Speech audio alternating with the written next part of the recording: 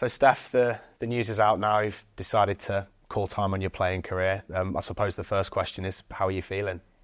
Yeah, a bit emotional, to be honest. I think you obviously, for the last couple of years, I've been thinking, it has been in the back of my mind a little bit, and I just felt like it was the right time now to kind of have that weight off my shoulders and to kind of enjoy the last couple of months being here at City and doing as much as I can to help the team win as many games as we can towards the end of the season. But it's not like a decision that I've taken easy. I think it's obviously something that I've been a part of for 30 years of my life. This is all I've known is football, and I've been grateful enough to be here and another few amazing clubs that have helped me along the way, and I've had so many great memories. But I think they always say you like know when you know, and I think that was that moment where I was like, right, okay, I think for me personally and for my family, it was just to kind of get out there and then enjoy the last few months. Absolutely, and we can tell by the way you're talking, it's not an easy decision, so I imagine something that you've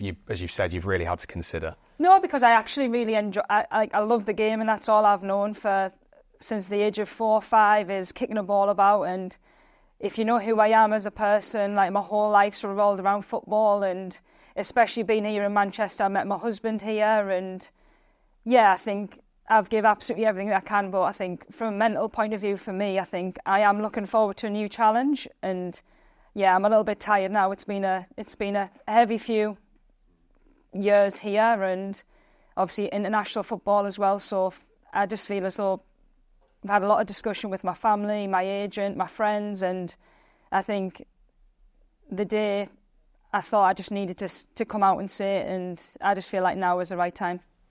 And why do you feel like now is sort of the right time, without obviously going into as much detail as you want to? No, I think obviously I'm able to contribute every day in training. I feel as though I'm still at that level that I need to be at, but I think when you've been under this much pressure for a long time, for the career that I've had since probably making my debut in England from 17 years old, and training every single day and not having much time off and competing in tournaments every single year, and especially the last 2 years, I think mentally that has been really rough in terms of not just for me but my family as well, and I've given absolutely everything, and I'm proud of that for doing that. But I feel as though now I'm ready to learn something new, whatever that might be, and I'm grateful of the journey that I've been on, but at the same time I think my body's fine, but I think for me, I think there's other things that I want to be doing, and I want to spend more time with my family as well.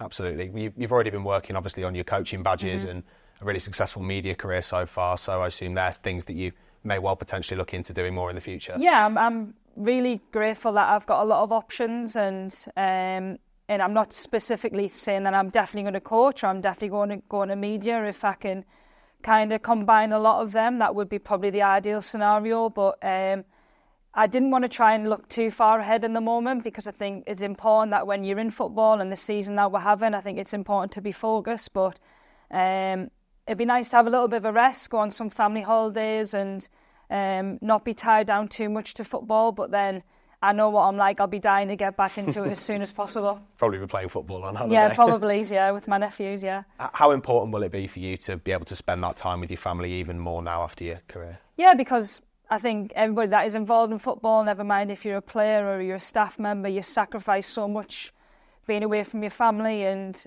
I mean, I've missed a lot of things in my career, and I'm grateful that they've sacrificed a lot to support me in my career. So I think it's time for me to give something back and give some of my time back to them, and spend time with Stephen and with my nephews, see my brother a little bit more, and my mum and dad. So yeah, I'm looking forward to that.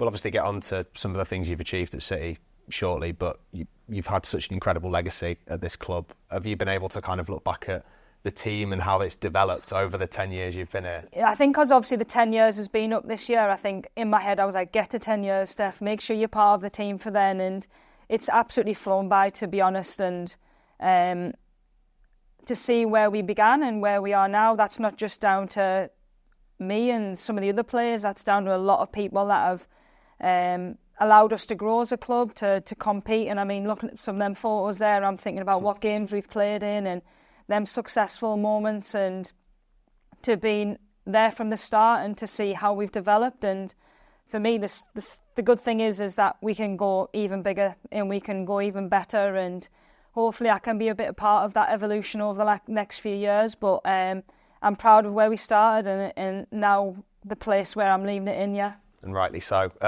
I know you obviously don't like talking too much about yourself and what you've achieved. No. So I'll do it for you. Yeah, okay, then go on. Just some of the stuff I've written down. 241 appearances for the club, the most of any women's player. 8 major trophies. 176 WSL appearances over everything.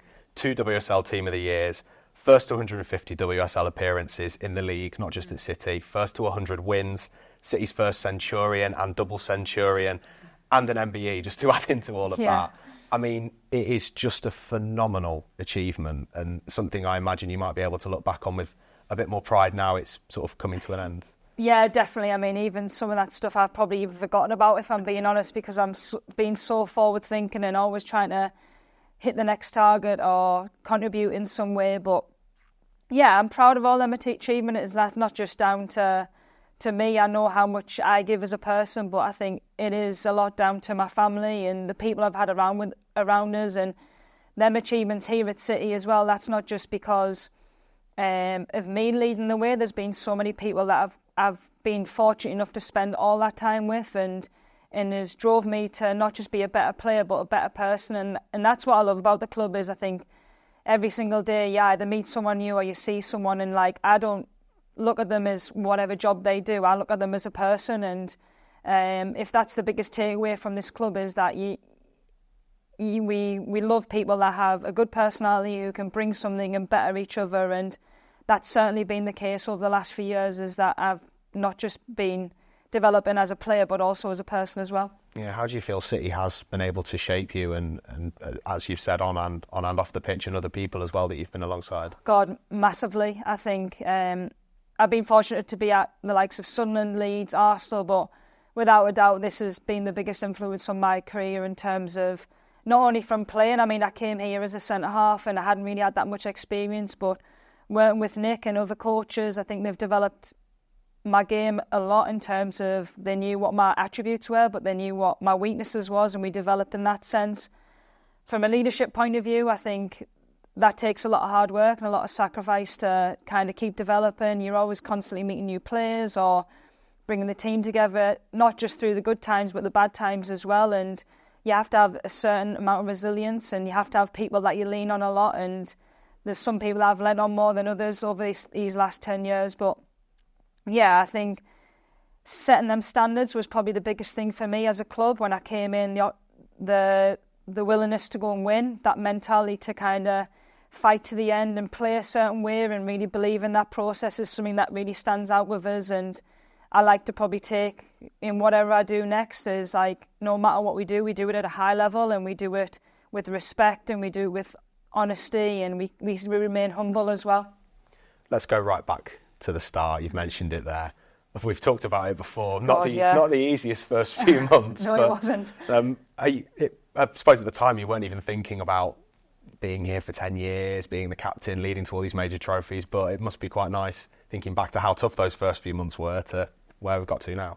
I think when I signed here at City, I think I've probably said this a lot in the past, I think I knew I was signing for a long term and the idea was always to kind of end my career here, so that's kind of a tick box there. we kind of stuck to the plan. And did I think it was going to be 10 years? Probably not, but at the same time I knew that we were working towards a project that would be to make a team that's going to win, to make a team be able to compete and to develop us as one of the most attractive clubs in Europe and in the Champions League. And them first 5-6 months were tough. I think there was only 5 or 6 of us that were fully professional. We were doing training in the morning, then we were waiting for the girls to finish work or university to meet us at night time to train. We didn't have the best of starts in terms of losing 4 in a row, but ultimately I think that was kind of what made us the team that we were in that season, was that we had to go through them bad patches. We had to kind of learn, and we were a young team and we were inexperienced. Nick was inexperienced as well, and I think we had to stick together first and foremost and kind of ride that bit out and know that if we kept working at that same level every single day that we would eventually come out with something and in 2014 to come out with the League Cup was unbelievable. Absolutely, and then 2 years later we're talking about a treble, winning the league, the FA, and the Conti, and then the FA Cup in 2017, plus a first European campaign as well. I mean, that must have been such a special season. Yeah, I always, like, even the other day, me and Demi were speaking about the 2016 season just because of how unbelievable we were and, like, in terms of the way that we played our football. But I think from a selfish defensive point of view, I think we only conceded 4 goals in the league, and that just doesn't come by luck. That comes from a lot of work on the training ground, and not just from us as defenders, but from the front three, the midfield three, and really having a belief in what we do and really, like, honing down on them skills and knowing why we do certain things. So, but yeah, that 2016, to kind of see everything come together and to finally get our hands on a league title, to win the FA Cup, one of the first ones at Wembley, to win the Conti Cup again. I mean, yeah, they're memories that'll last forever. And I think that group was really special because that was 3 years in the making. We'd kind of been through that process where, say, the likes of me, Jill, Tony Duggan, Izzy Christensen, KB had been there from the start, and the next group come in the second year, the likes of Demi, Jennifer Beattie, Lucy Bronze, and we kept on adding quality as we went. And yeah, I mean, the parties weren't bad after either, but I mean, the trophy lifts were really special. Yeah, rightly so, the parties were good. Yeah. I think it was only 1 goal from open play as well. Yeah, I think, and some of them penalties weren't penalties, I'm adamant they weren't, so yeah. Always looking for the next one. I suppose more generally, it must be really nice for you and for other players, like you mentioned Demi there, who's still here as well, sort of watching teams consistently develop and also players develop over time. It must be something that's a real pleasure for you to see. Yeah, I mean, I think that's what this club is. It's really special in that sense, is that they allow to give players opportunities. It's not about coming in here and being amazing from the start and being a starter and getting 20, 25 goals a season. It just doesn't happen like that, and football isn't like that. And I think we've been really great with young players. I mean, you look at the likes of Georgia Stanway, Kira Walsh, that were here previously, and they coming into our change room at the age of 16 and never played first team football, but to see how much they've developed, not only here but also on the international stage, it's pretty special that we've kind of nurtured them through, and that's the same process now. Obviously every team evolves, and we have to get young players through as much as we possibly can. And I mean, there's no better environment now with the players that we have to learn off, and not only like players but people as well. I think football isn't just about what you do on the pitch. It's majority of it's what you do off the pitch and how you prepare yourself and how you recover, but also that mentality where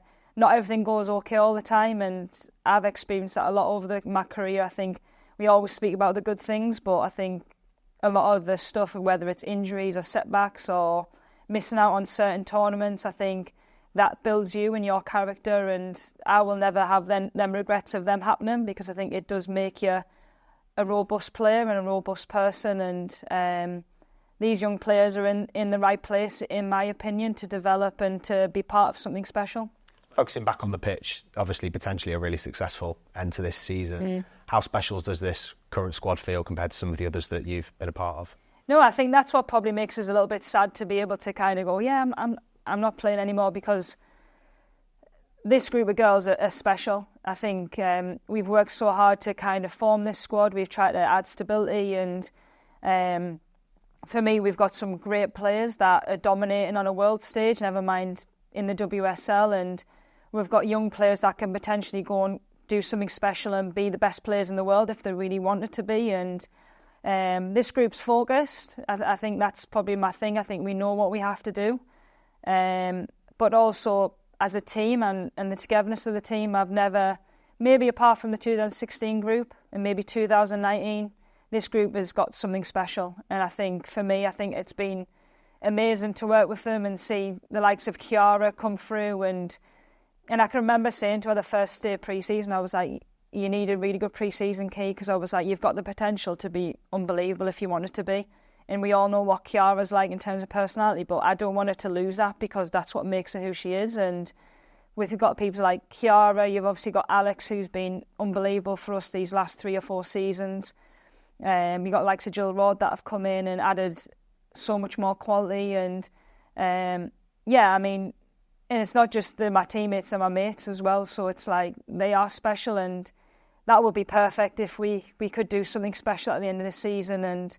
And I've actually got all the hope and they've got all my support to be able to go and do something special. Absolutely. I know players don't like looking at the long term. It's all about the next game. But to finish potentially with a second WSL title would just be phenomenal. Yeah, I mean, it would. I mean, I think ultimately you kind of want to drop the mic and lift the trophy and whatever, but there's still 6 games to go, and we know that, and this WSL is so tight, and we've got to perform. And for me, like, that's my focus now, is to do whatever I can to ensure that I know that once I do stop playing, that I've given everything in terms of commitment, and I've given everything of me to other people to support them in whatever way they do. And ideally that'll be the best scenario, but there's still a long way to go. Yeah, we'll see. It might be quite a deep question, but what sort of legacy do you hope you're going to be able to leave behind for the next generation of players coming through, and the current squad as well, to be fair? It's a tough one, because I think the journey that I've been on in terms of women's football, I've been able to experience when we didn't have any facilities, we didn't have kit, we trained once a week, you would train until basically there was no light or whatever. So I've been fortunate enough to see where the game's gone, and my legacy would probably to know that I've kind of left it in a better place, and I've challenged and I've put up a fight for us to, as women, not just as footballers, but as women, to be given that same opportunity to kind of have every opportunity that every other male player gets. And if I know that I've left this game in a better place, then for me, I know I've done half of my job. And as a person, I always think like you can always give some of yourself to somebody else, and I think that's what one of my strengths is that no matter what situation I am personally, I think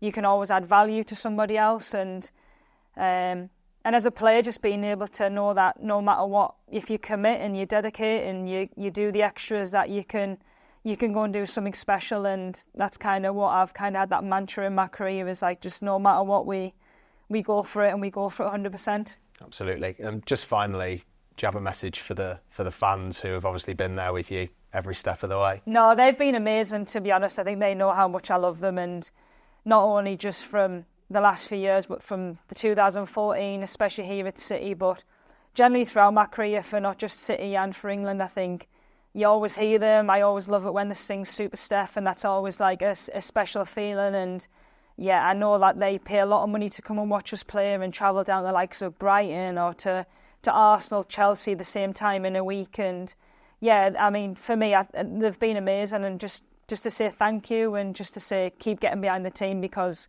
this is a really special team. Yeah. Well, Steph, I'm sure I speak for everybody when I say, firstly, thank you. Secondly, congratulations. Thirdly, good luck. And just to know that you're an absolute legend, not just at this club, but in football generally. And anything you do, know you're going to absolutely smash it. So best of luck with everything. There'll always be a place for you at City. Oh, thanks, George. Thank you.